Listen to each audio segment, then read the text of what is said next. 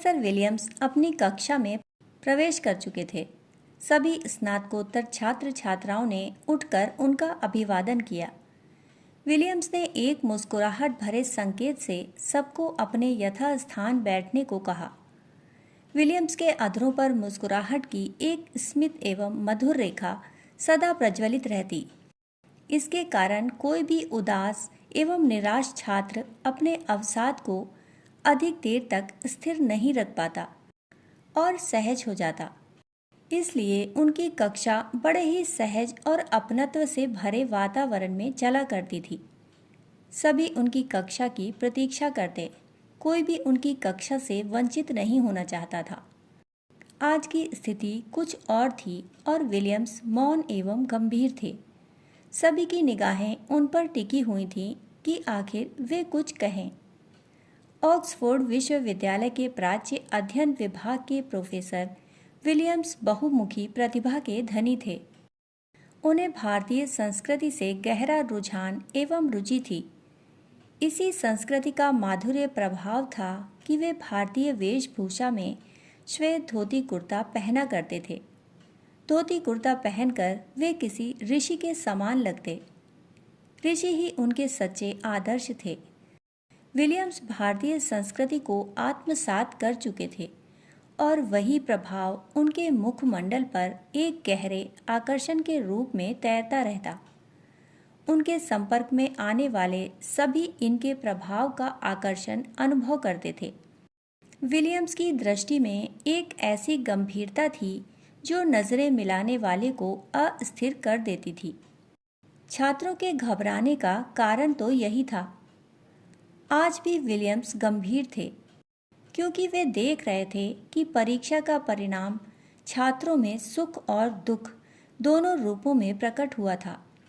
जिसने प्रथम स्थान प्राप्त किया था वह प्रसन्न था और द्वितीय स्थान वाला किंचित दुखी था। कोई किसी के दुख से सुखी था तो कोई किसी के सुख से दुखी था। इस बार जेम्स ने प्रथम स्थान प्राप्त किया था और क्रिस्टीन ने द्वितीय। प्रथम और द्वितीय स्थान में केवल एक अंक का फासला था जो क्रिस्टीन को और भी पीड़ित कर रहा था। वह अपने मनोभाव छिपा नहीं पा रही थी और उसके चेहरे पर निराशा झलक रही थी। मन के मर्मज्ञ विलियम्स अपने विद्यार्थियों के इन मनोभावों को अच्छे से समझ रहे थे। जब विलियम्स बोलते थे तो एक अद्भुत अपनापन वातावरण में छा जाता और सभी मंत्रमुग्ध होकर उन्हें सुनने लगते। उनकी वाणी में अपूर्व माधुर्य था। विलियम्स विद्यार्थियों को संबोधित करते हुए बोले, सुख और दुख दोनों ही हमारे अनुभव हैं। एक सकारात्मक है और दूसरा नकारात्मक। एक हमें अच्छा लगता है और दूसरा हमें अवसाद की ओर ले जाता है। यह तो है, पर प्रश्न यह है कि क्या तुम औरों की प्रसन्नता से प्रसन्न होते हो और दुख से दुखी? सामान्यतया ऐसा नहीं होता। होता ठीक इसके विपरीत है। जब कोई प्रसन्न होता है तो यह आवश्यक नहीं कि तुम भी प्रसन्न हो, और ऐसा भी कम ही होता है कि हम दूसरे के दुख में भी उतने ही दुखी हों। क्रिस्टीन से रहा नहीं गया। वह उदास थी और उसकी उदासी का कारण विलियम्स को पता था। इस बात से वह स्वयं भी परिचित थी। क्रिस्टीन ने कहा, प्रोफेसर, आप जो बोल रहे हैं यह सत्य है। आए दिन हमारे जीवन में ऐसा ही घटता है, पर ऐसा होता क्यों है? यह घटना घटती क्यों है? विलियम्स बोले, ऐसा इसलिए होता है क्योंकि आनंदित व्यक्ति के प्रति मैत्री एवं दुखी व्यक्ति के प्रति करुणा का भाव हम नहीं रख पाते, और यही कारण है हमारी पीड़ा और दुख का। जेम्स ने यह सुनकर अपनी जिज्ञासा रखी, आचार्य इसे और स्पष्ट करें। प्रोफेसर विलियम्स थोड़ा ठहर कर बोले, प्रसन्नता एक दृष्टि है, एक भाव है जो हमारे चारों ओर फैली पड़ी है। एक फूल खिलता है, कोई पक्षी चहकता है, झरना झरता है, सूर्योदय होता है। तुम इन सब के साथ भागीदारी कर सकते हो, इनसे तुम प्रसन्न हो सकते हो, या फिर कोई व्यक्ति प्रसन्न है तो उसके साथ प्रसन्न हो सकते हो। ऐसा होने पर तुम्हारे मन एवं हृदय के द्वार खुल जाते हैं और प्रकृति की प्रसन्नता तुम्हारे अंदर प्रवाहित होने लगती है।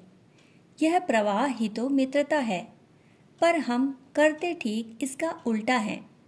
हम ना तो दूसरे के दुख में सहभागी बन पाते हैं और ना ही उसकी प्रसन्नता के सहयोगी। मन है ही ऐसा कि नीचे जाने में रुचि लेता है और ऊंचाई से भागता है। यही दुख का कारण है जो तुम्हें दुखी बनाता है। क्रिस्टीन को यहाँ अपनी समस्या का समाधान नजर आया। वह बोली, इस दुख से निकले कैसे? इसका समाधान क्या है? विलियम्स उसी भावधारा में बोले, दुखी के प्रति करुणा मित्रता नहीं, यही इसका समाधान है। मित्रता का अर्थ है तुम वह होना चाहते हो जैसा दूसरा है, परंतु करुणा का तात्पर्य है कि कोई अपनी अवस्था से गिर गया है, उसकी सहायता करना चाहते हो, उसके समान नहीं होना चाहते। उसे प्रसन्नता तो दी जा सकती है, पर उसके जैसा होना जरूरी नहीं। दुखी व्यक्ति को उसके दुख से बाहर निकालने का प्रयास तो किया जा सकता है, पर भला उसके जैसा कैसे हुआ जा सकता है? क्रिस्टीन ने कहा, प्रोफेसर, पर क्या ये संभव है कि बिना दुखी व्यक्ति के दुख में दुखी हुए हम उसकी सहायता कर पाएं? प्रोफेसर विलियम्स ने कहा, दुखी व्यक्ति की भावनाओं की अनुभूति करने का अर्थ उसी तरह दुखी हो जाना नहीं है। सामान्यतया हम यही सोचते हैं कि दूसरे के दुख के साथ दुखी होना उसकी सहायता करना है, पर ऐसा करने से मात्र दो व्यक्ति दुखी हो जाते हैं और दोनों में से किसी का कल्याण नहीं हो पाता। दुखी व्यक्ति को उसके दुख से बाहर निकालने के लिए सहायता करनी चाहिए, दूर खड़े होकर, तटस्थ होकर। यदि ऐसा नहीं करते हैं तो हम उसके दुख को अपने अंदर आने के लिए अपना द्वार खोल देते हैं। दुखी व्यक्ति के प्रति सहायता तटस्थ भाव से करनी चाहिए। यही तो करुणा है जो दुखी के साथ करनी चाहिए। थोड़ा रुककर वे बोले, पर ऐसा नहीं है कि हम यह भूल मात्र दुखी व्यक्ति के साथ दोहराते हैं। हम प्रसन्न व्यक्ति की प्रसन्नता में भी इसी तटस्थता के साथ सहभागी नहीं बन पाते। प्रसन्न व्यक्ति के साथ मित्रता का अर्थ इसी निष्पक्ष भाव से उसके भावों की अनुभूति करना है, उसकी प्रसन्नता के साथ उन्मादी बन जाना नहीं। प्रसन्न व्यक्ति के प्रति मैत्रीपूर्ण भावना का संवर्धन करने से ही मन शांत, स्थिर एवं प्रसन्न हो पाता है। इतना कहकर प्रोफेसर विलियम्स ने अपने शब्दों को विराम दिया। उन्होंने जब कक्षा में प्रवेश किया था तो कक्षा का वातावरण अशांत एवं अस्थिर था, पर जब वे वहां से निकले तो किसी को भी व्यक्तिगत रूप से कुछ कहे बगैर वहां सब कुछ शांत एवं सहज हो गया था। सभी छात्रों ने अनन्य भाव से उन्हें खड़े होकर अभिवादन किया। विलियम्स कक्षा से जा चुके थे, परंतु उनके प्रेमपूर्ण व्यवहार एवं उत्कृष्ट विचारों से सभी विद्यार्थी भाव विभोर थे। दोस्तों, कहानी सुनने के लिए आप सभी का बहुत बहुत आभार। फिर मिलते हैं ऐसी ही कहानी के साथ। तब तक के लिए धन्यवाद।